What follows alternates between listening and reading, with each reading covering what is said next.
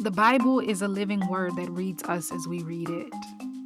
It's a person, a voice that proves that time is not linear, as one sentence can confirm the past, guide the present, and declare the future. You are here. I am here. He is here. We are here right now. In the tomorrow of yesterday and in the yesterday of tomorrow, I thank you for joining today. So we're back. Thank you so much for joining once again. In our last episode, we talked about Jacob's encounter with God and how he surrendered his old ways and clung to the one who can bless him. He was given this new name. He went from being Jacob to being Israel. And it had to happen. This transformation of character and of name had to happen. This surrendering that Jacob experienced happened at a very pivotal moment because he, Jacob needed to know that he was blessed because he was blessed, not because he had to lie, cheat, or steal his way into being the recipient of a blessing. So he surrendered the blessing of Isaac, that firstborn blessing of Isaac, and he clung on to the covenant blessing of Abraham. And that was for a multitude of descendants and for the land of Canaan and wealth and blessing and prosperity and protection. So Jacob made peace with his brother Esau. He made it back to Canaan. Um, and he ended up buying some land. Okay, so he set up camp in this space called Shechem, which was named after this really spoiled brat of a man.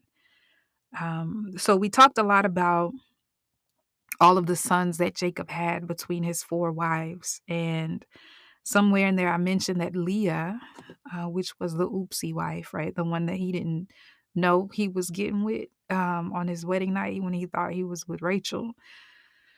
But with Leah, he actually also had a daughter named Dinah. And so one day in this new place that they were camped out in Shechem, Dinah went into town. She was just going to kick it with some of the local women.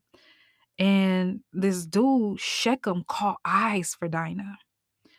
And long story short, I'm not going to get too deep into it because it's a bit of a trigger warning, but Shechem forcefully took what he wanted from Dinah.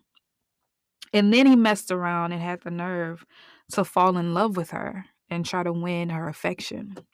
And so Shechem went to his pops and he's like, "Pops, man, like this girl, she's all the things, yo. Like, I want to make her my wife. Like, you gotta get her for me." And Shechem's pops, Hamer or Hamor, he went to Jacob and tried to, get in his good graces and like, "Hey, my son is really feeling your daughter. Like, maybe we can make some type of arrangement." And, word gets around. And so Jacob heard about what Shechem did to his daughter.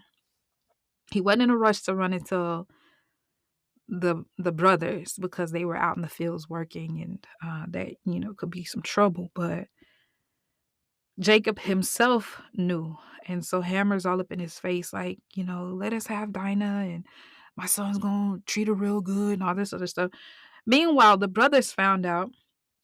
They returned from the fields fast and furious, right? So they hot, they sweaty, they mad. Like, I can just imagine their chest being puffed out and their facial expressions. Like, I can just I can imagine. And so Hammer was trying to reason with Jacob and the boys, like, if you let us let my boy marry your daughter, and then we could kind of do like a little tradesy. Like, our daughters can be your sons' wives, and we can trade, and you could live here, you could buy the property, and all these things, trying to sell all the perks. And Shechem had the nerve to even try to chime in, and he's like, "Yeah, like, just be kind to me and let me marry your sister." He's talking to the brothers, and he's like, "I'll pay you. Just name your price. Like, I'll give you whatever it is that you want." And So the brothers, they playing a long game. So they like, okay, bet, here's what we want you to do. Cause we not just gonna have our sister, our daughters, none of us. Like we not just gonna be messing around with any old kind of body. So what we need you to do, go get circumcised. You and all the men in your town need to be circumcised first.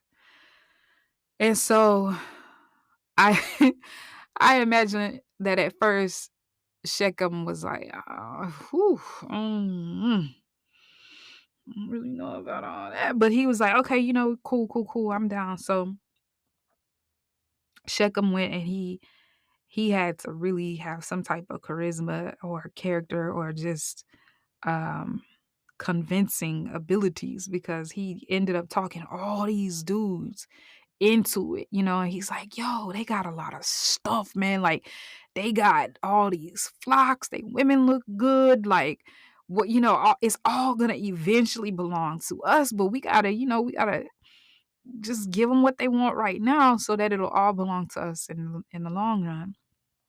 So they all agreed to get circumcised. They had a little snip party, and they weak, right? All the men are just they weak. So the brothers just kind of let them rest for a little bit. 3 days pass,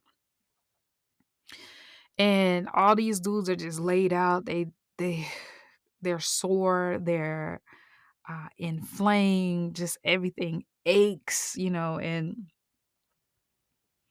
when they're at their it's not sorry when they're at their lowest, two of Dinah's full blood brothers, Simeon and Levi, actually because Leah was their mother as well. So Simeon and Levi grabbed their swords and they went into town and they slaughtered every single male. And after they slaughtered all of these men, the other brothers showed up and they plundered the town. And they like, yo, we got all these riches, wives, donkeys, herds, flocks, all the things that they thought that they were going to have of ours. Now we have it of theirs. And when their pops found out what they did, Jacob was talking to Levi and Simeon, and he's like, "What did you do? Like, you dirtied my reputation, man. Like, this was bigger than like, what did you do?" And it was so cool how, well, at least how I imagine it. It was so cool how just chill they were, and they like, yo, like, so we just supposed to let them treat our sister like she just a little thought out here? Like, nah, we not about to let him disrespect our sister like that. And so Jacob was really disappointed in their behavior because he's like, you got me out here looking bad. Now it doesn't look like I can live peaceably among other people. And so, anyhow, God ended up talking to Jacob and he told him just, like, don't even worry about all that. You go and you need to go back to Bethel. And Bethel is where Jacob first had a dream about the stairway to heaven, and where God first promised to bless Jacob before when Jacob was fleeing, when he was running away from Esau. He stopped in Bethel, and that's when he first had this dream about the stairway. So God is telling him to go back there to Bethel. So before they left, Jacob told everybody, he's like, yo, y'all need to clean house. You need to get rid of all your idols. You got to put away um, all the filth. You need some clean clothes on. I'm gonna need you to purify yourself because we going back and we need to go back right. And so they returned to Bethel, and God showed up again. He showed up again and he just reiterated what happened before Jacob had this that surrender encounter with Esau. And God just reminded him, he's like, yo, you're no longer Jacob. Now you're Israel. And I'm going to bless you. And, like, it's amazing because before Jacob asked, what is your name? And the angel was like, well, that's not even important. You don't even need to know my name. But here, when God speaks to him and he's like, you're no longer Jacob, you're Israel. And he said, by the way, I am El Shaddai. Like, he tells him one of his names, and he's like, I'm El Shaddai, I'm God Almighty. And you're going to be fruitful. You're going to have all these descendants. You're going to have all of this land. And it's like a beautiful life bookmark in Jacob's life, because the first time he was at Bethel, it was Jacob, and he was all by himself. This was when he was alone and he was fleeing from his brother as a result of him stealing the blessing. And the second time that he has this encounter with God in Bethel, he's no longer Jacob. Now he's Israel. And he is the recipient of this covenant promise that God is blessing him with. And he's no longer alone. Now he has his family with him, and he has started to taste the fruit of the promise. And so we're going to stop there for this episode. And we're going to do a little bit of it's not really a pivot, but we'll kind of get into a little bit more of stories about Jacob's sons, or Israel's sons, here in the next episode, if the Lord should bless me with the opportunity to record another one. I thank you so much for your time. And until next time, bye for now.